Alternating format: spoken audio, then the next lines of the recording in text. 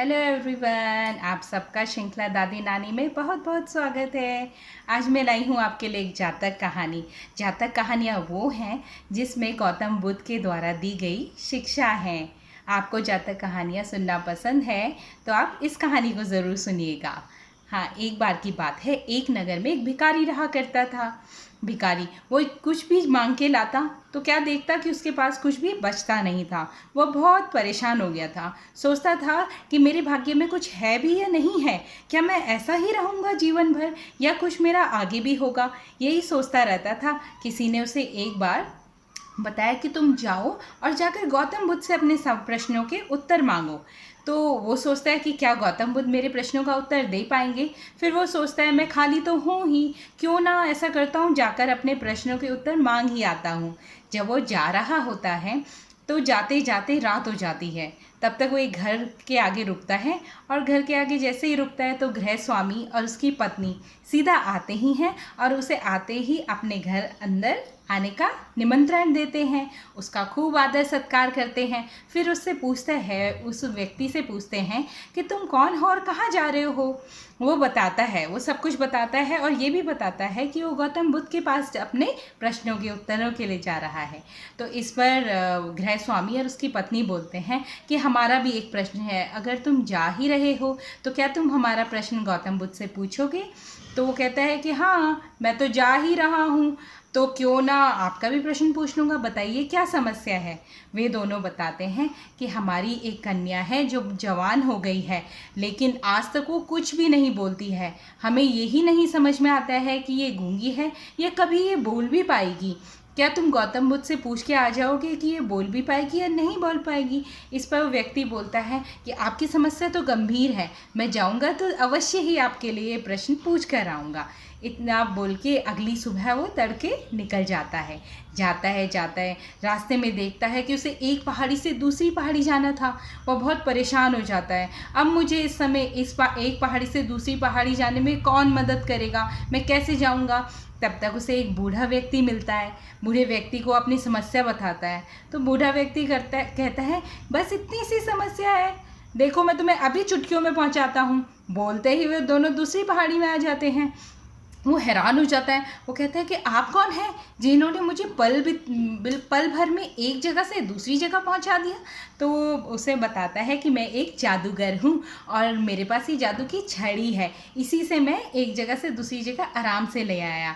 लेकिन वो उससे पूछता है कि तुम जा कहाँ रहे हो। फिर वो बताता है कि मुझे गौतम बुद्ध के पास जाना है और अपने प्रश्नों के हल मांगने हैं। फिर व्यक्ति वो बोलता है, जो जादूगर होता है वो उसे कहता है तुम जा तो रहे ही हो, क्या मेरा एक प्रश्न गौतम बुद्ध से पूछ लोगे, मैंने उनका बड़ा नाम सुना है। वो व्यक्ति बोलता है हाँ हाँ ज़रूर, बताइए बताइए क्या प्रश्न है। तो जादूगर बोलता है मैं इतना बूढ़ा हो गया हूँ और अब मैं स्वर्ग जाना चाहता हूँ, लेकिन मैं जा ही नहीं पा रहा हूँ, आखिर मेरा समय कब आएगा। तो वो व्यक्ति बोलता है कि बस इतनी सी बात है, मैं जाऊँगा तो ज़रूर पूछूँगा। इतना बोल के वो बूढ़े व्यक्ति से विदा लेता है। आगे जाता है, जाते ही देखता है कि बहुत बड़ा तालाब है। अब तालाब कैसे पार करूँगा, ना मुझे तैरना आता है ना कोई नाव है। यही सोच के व्यक्ति बहुत परेशान हो जाता है कि अब क्या होगा ईश्वर। तो इतने में क्या होता है, वहाँ आता है कछुआ। कछुआ आता है, कछुए को देखकर वो अपनी सारी समस्या बताता है। तो कछुआ बोलने लगता है बस इतनी सी बात है, तुम देखते नहीं हो मेरी कितनी विशाल काया है, तुम मेरे ऊपर बैठ जाओ और सीधे मैं तुम्हें इस तालाब को पार करा दूंगा। वो बैठ जाता है। वो तालाब को पार कर ही रहे होते हैं कि कछुआ पूछता है आखिर तुम जा कहाँ रहे हो, इतनी जल्दी में बताओ तो सही।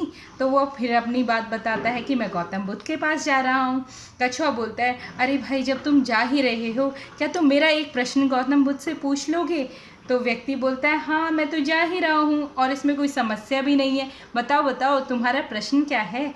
तो वो बोलता है कछुआ कि देखो भाई, मैं तो उड़ना चाहता हूँ, लेकिन इतने साल इंतज़ार करके प्रयत्न करके भी मैं उड़ नहीं पा रहा हूँ, गौतम बुद्ध से पूछना कि आखिर मैं कब उड़ पाऊँगा। व्यक्ति बोलता है ठीक है, मैं जाऊँगा तो पूछ लूँगा। जाते जाते उसे आखिरकार गौतम बुद्ध मिल ही जाते हैं। हाँ, उनके पास जाके वो उन्हें प्रणाम करता है, उन्हें बताता है कि मैं यहाँ कुछ प्रश्नों के उत्तर मांगने आया हूँ। गौतम बुद्ध मुस्कुराते हैं और बोलते हैं कि ठीक है, लेकिन मेरी एक शर्त है, मैं केवल 3 ही प्रश्नों के उत्तर दूंगा। तो व्यक्ति बिल्कुल हैरान हो जाता है, परेशान हो जाता है, क्योंकि उसके पास तो प्रश्न 4 थे। अब किसको छोड़ूं, किसको पकड़ूं, यही सोच विचार करके उसे समझ में नहीं आता है। वो क्या करता है कि मन ही मन विचार करता है कि उस लड़की के बारे में पूछना ज़रूरी है, उसका तो सारा जीवन ही पड़ा है, और उस कछुए के बारे में भी पूछना ज़रूरी है, और जादूगर के बारे में पूछना ज़रूरी है, क्योंकि उन्होंने मेरे लिए कितनी मदद करी। यही सोच के वो अपने बारे में सोचता है आखिर में, और सोचता है कि मैं तो गरीब ही था, क्या फ़र्क पड़ जाएगा अगर ये मुझे अगर मेरे प्रश्नों का उत्तर नहीं भी मिलता तो उससे कोई फ़र्क नहीं पड़ेगा। यही सोचकर वो उन सब के बारे में सोचकर प्रश्न पूछता है।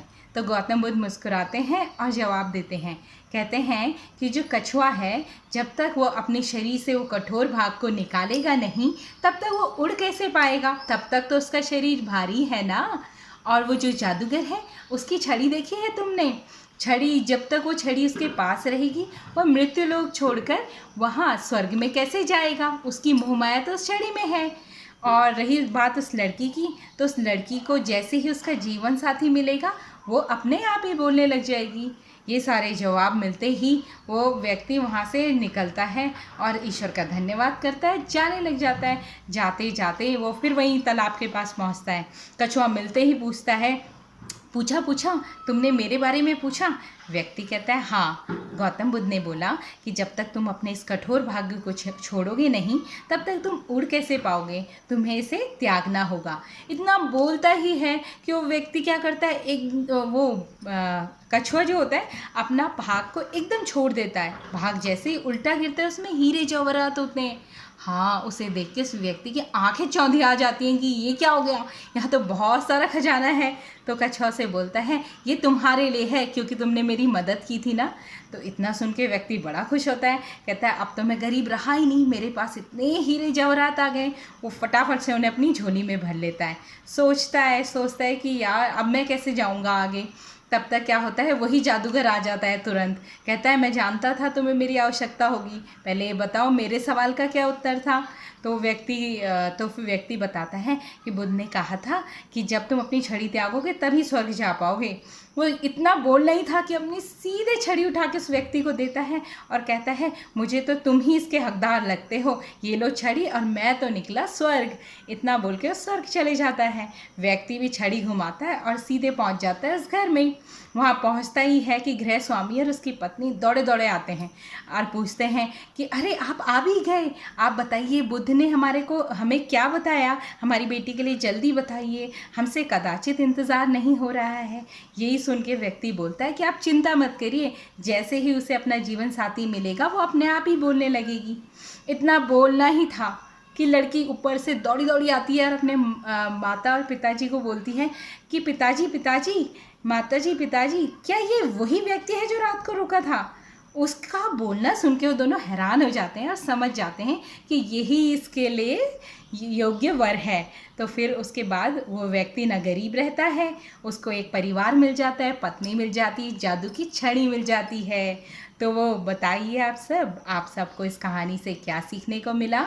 भाई, इस कहानी से इतना तो आप समझ ही गए होंगे कि जब भी कोई अच्छा कर्म किया जाता है वो लौट के घूम के आपके पास आता है। जब भी कुछ अच्छा दिया जाता है उसका अच्छा ही फल हमें मिलता है। अगर वो व्यक्ति अपने बारे में सोचता तो उसे केवल उत्तर ही मिलता, पर उसने सबके बारे में सोचा, इसलिए उसे उत्तर से भी ज़्यादा मिला। हाँ, इसीलिए अच्छे कर्म हमेशा लौट के आते हैं। आपको ये कहानी कैसी लगी आप बताइएगा, और जो आपने बहुत प्रशंसा की है श्रृंखला दादी नानी के लिए, उसके लिए आप सबका बहुत बहुत धन्यवाद। अपना प्यार बनाए रखें और हमें ऐसे अवसर देते रहें। आप सबका धन्यवाद।